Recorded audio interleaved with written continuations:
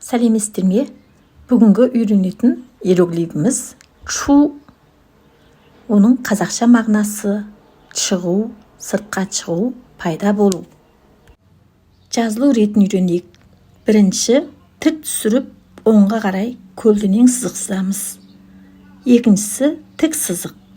Үшіншісі, дәл ортадан төмен қарай тік сызамыз.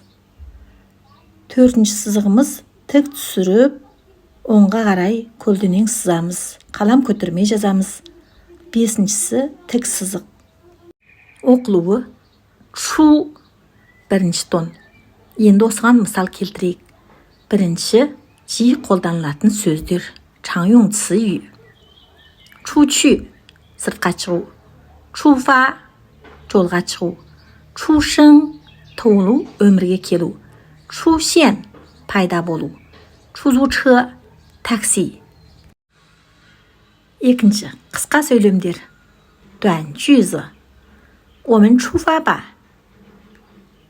жолға шығайық. 你出去吧. сыртқа шыға тұршы. 太阳出来了. күн шықты. 出事了.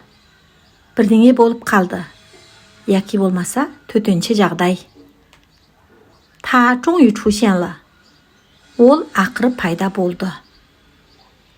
енді қорытындылаймыз.